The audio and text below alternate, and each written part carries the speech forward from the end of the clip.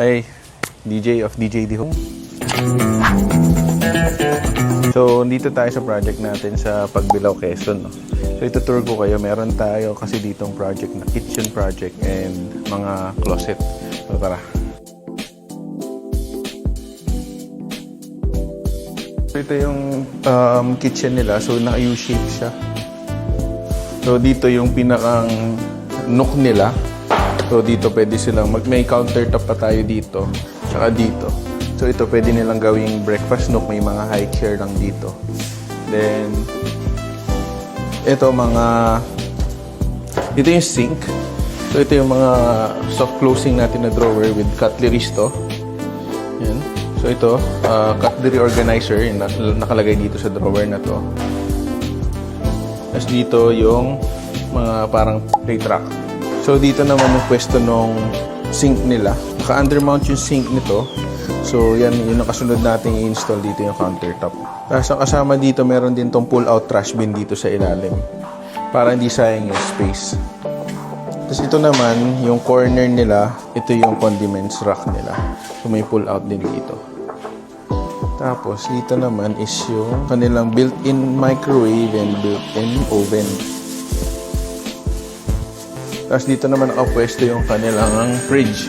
So ito ay single door lang na fridge.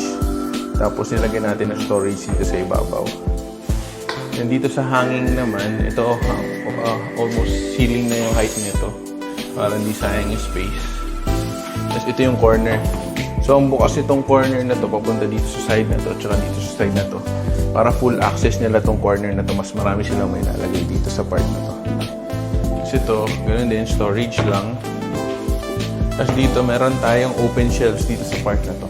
So, hanggang dito yan sa dulo. So, ang ginamit namin dito is PVC board kasi mas prefer ni client, PVC board. No? Then, nilaminate natin ito ng textured wood. So, kung mapapansin nyo, medyo textured siya, hindi siya smooth finish. Para mas lumabas yung pagka-premium quality niya. So, pakita ko naman sa inyo yung closet nila. So, they have 4 rooms. So, lahat yun naman, pare-parehas ng design ng kanilang closet. So, dito tayo sa room na to. So, yung ginamit natin dito is full height na closet hanggang ceiling. Nasa around 2.8 yata, 2.9 meters. So, ito, hangeran. Hangeran din to. Tapos, meron silang 3 drawer and mga layers. Tapos, may malaking storage sila dito sa taas. Tapos, ang door nito is sliding door. Yung half ng sliding door is mirror and yung half is laminated board.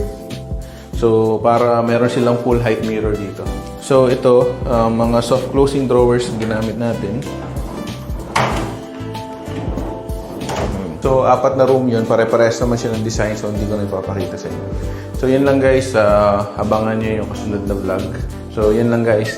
Thank you. See you. Bye-bye.